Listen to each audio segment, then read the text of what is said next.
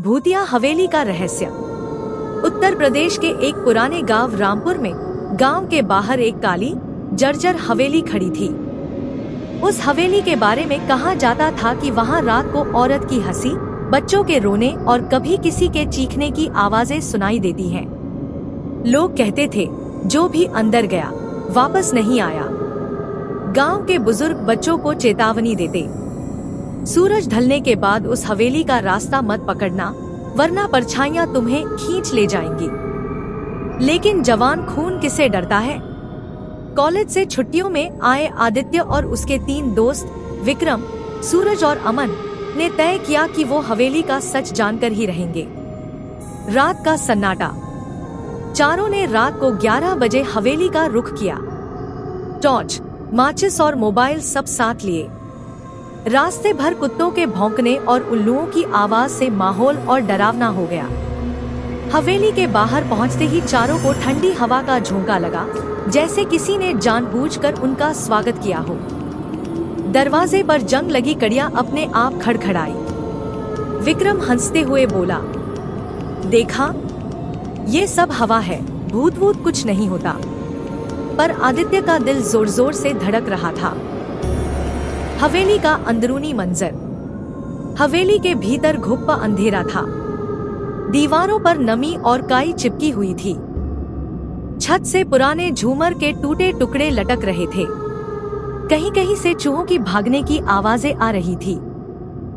जैसे ही सब सीढ़ियों पर चढ़े, ऊपर से ठक ठक ठक कदमों की आवाज आने लगी। सूरज ने टॉर्च मारी, कोई नहीं था। अचानक हवेली की दीवार पर टंगी एक पुरानी महिला की तस्वीर हिलने लगी। तस्वीर में एक औरत थी, लाल साड़ी में, माथे पर बड़ी बिंदी, आंखें बहुत गहरी और डरावनी। धीरे धीरे सबने देखा कि तस्वीर की आंखें उनकी ओर घूम रही थी। पहला बार अमन ने हिम्मत दिखाई और तस्वीर उतारने गया।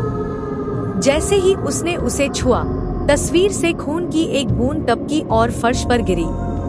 उसी पल हवेली का दरवाजा अपने आप बंद हो गया और एक जोरदार चीख गूंज उठी। सभी घबराकर इधर उधर भागने लगे। अचानक सूरज चीखता हुआ गिर पड़ा। उसके गले पर किसी अदृश्य हाथ ने दबाव डाल दिया था। दोस्तों ने उसे खींचकर बचाया, लेकिन जब टॉर्च की रोशनी पड़ी तो सबने देखा सूरज की गर्दन पर लाल उंगलियों के निशान थे। रहस्यमयी औरत। अब आदित्य को महसूस हुआ कि कोई उनके पीछे पीछे चल रहा है। धीरे धीरे सीढ़ियों पर साड़ी घिसटने की आवाज आने लगी। सबने पलटकर देखा, एक लंबी काली परछाई लाल साड़ी में उनके पीछे खड़ी थी। उसका चेहरा आधा जला हुआ था और उसकी आंखें चमक रही थी। औरत ने धीरे से कहा, तुम भी यहीं रह जाओगे हमेशा के लिए। दोस्त गायब। विक्रम ने भागने की कोशिश की, मगर जैसे ही उसने दरवाजा खोला, वह अचानक गायब हो गया। अब हवेली में आदित्य और अमन ही बचे थे। अमन डर के मारे रोने लगा, भाई चल भाग चलते हैं। आदित्य ने कहा, रुक, हमें समझना होगा कि यहाँ हो क्या रहा है। दोनों ऊपर की मंजिल पर गए। वहाँ एक कमरा था जिसमें एक पुरानी डायरी पड़ी थी। डायरी खोली तो उसमें लिखा था, मैं सावित्री, इस हवेली की मालकिन। मेरे पति ने मुझे धोखा दिया और जलाकर मार डाला। मेरी आत्मा अब शांति नहीं पा सकती। जब तक कोई मेरी मौत का सच बाहर नहीं लाएगा, मैं इस हवेली में आने वाली हर आत्मा को कैद करूंगी। अंत या शुरुआत। अचानक अमन की चीख सुनाई दी। आदित्य ने पलटकर देखा, अमन गायब था। अब हवेली में सिर्फ आदित्य और सावित्री की आत्मा थी। औरत उसके करीब आई और बोली, अगर सच्चाई। अचानक अमन की चीख सुनाई दी। आदित्य ने पलटकर देखा, अमन गायब था। अब हवेली में सिर्फ आदित्य और सावित्री की आत्मा थी। औरत उसके करीब आई और बोली, अगर सच्चाई बाहर लाना चाहता है तो बच सकता है, वरना तेरे दोस्तों की तरह तू भी यहीं कैद हो जाएगा। आदित्य बेहोश होकर गिर पड़ा। सुबह गांव वाले आए। तो हवेली का दरवाजा खुला था। अंदर सिर्फ आदित्य पड़ा मिला, पर बाकी 3 दोस्त कहीं नहीं मिले। आज तक लोग कहते हैं रात को हवेली से 3 लड़कों की चीखें आती हैं और खिड़की से एक लाल साड़ी वाली औरत मुस्कुराती नजर आती है। आदित्य की वापसी। हवेली से बचकर लौटने के बाद आदित्य कई दिनों तक बिस्तर पर पड़ा रहा। उसकी आंखों के सामने बार बार वही लाल साड़ी वाली औरत और उसके दोस्तों की चीखें गूंजती रहती। गांव वाले उसे समझाते कि वह किस्मत वाला है जो जिंदा बच निकला, मगर आदित्य को चैन नहीं था। उसके 3 दोस्त कहाँ गए? क्या सचमुच सावित्री की आत्मा ने उन्हें कैद कर लिया? आदित्य ने ठान लिया वह दोबारा हवेली जाएगा और अपने दोस्तों को बचाकर ही लौटेगा। पुराना पंडित। आदित्य गांव के बुजुर्ग पंडित हरिनारायण से मिलने पहुंचा। उसने सारी घटना सुनाई। पंडित जी का चेहरा सुनते ही पीला पड़ गया। पंडित ने धीरे से कहा, बेटा, उस हवेली में सावित्री की आत्मा भटक रही है। उसे उसके पति ने धोखा देकर जलाया था। उसकी आत्मा शांति तभी पाएगी जब उसका अधूरा कर्म पूरा होगा। मगर सावधान, वहां जाना मौत को न्योता देना है। आदित्य बोला, चाहे कुछ भी हो पंडित जी, मैं अपने दोस्तों को बचाकर रहूंगा। पंडित ने उसे एक ताबीज दिया और कहा, ये ताबीज तेरी रक्षा करेगा, लेकिन अगर दिल से डर गया तो कुछ भी नहीं बचा पाएगा। दूसरी रात हवेली में। अगली रात आदित्य फिर हवेली पहुंचा। इस बार चांदनी और भी धुंधली थी।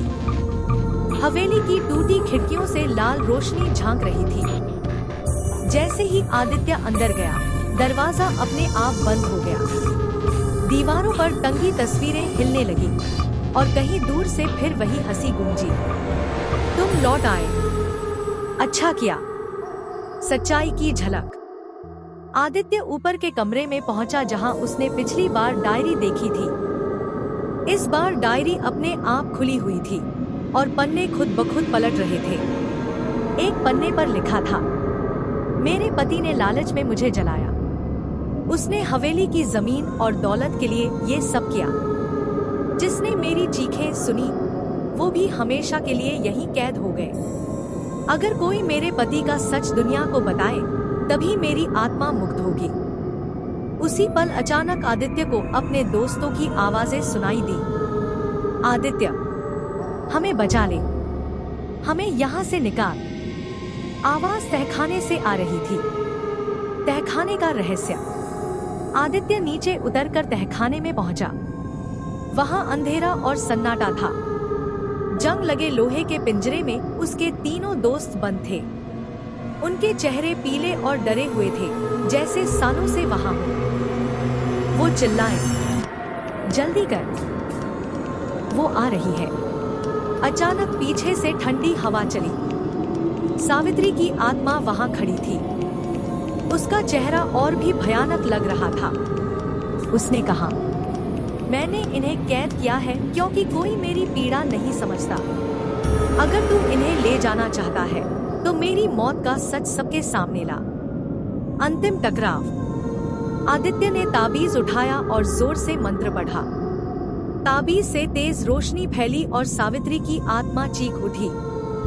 वह बोली, रोशनी से मैं नहीं मिटूंगी, सच से मिटूंगी। जाओ, मेरे पति के अपराध को सबको बताओ, तभी मैं मुक्त होऊंगी। इतना कहकर आत्मा गायब हो गई। पिंजरे अपने आप खुल गए और 3 दोस्त बाहर आ गए। हवेली का अंत। आदित्य और उसके दोस्त हवेली से निकलकर गांव आए। अगले दिन आदित्य ने सबके सामने डायरी दिखाई और सावित्री की कहानी सुनाई। गांव वाले सच्चाई जानकर स्तब्ध रह गए। उन्होंने हवेली के आंगन में हवन किया और सावित्री की आत्मा की शांति के लिए प्रार्थना की। उस रात पहली बार हवेली से कोई आवाज नहीं आई। लोगों ने कहा, सावित्री की आत्मा मुक्त हो गई। मगर गांव के एक बच्चे ने कसम खाई कि उसने हवेली की टूटी खिड़की से एक लाल साड़ी वाली परछाई को जाते जाते मुस्कुराते देखा।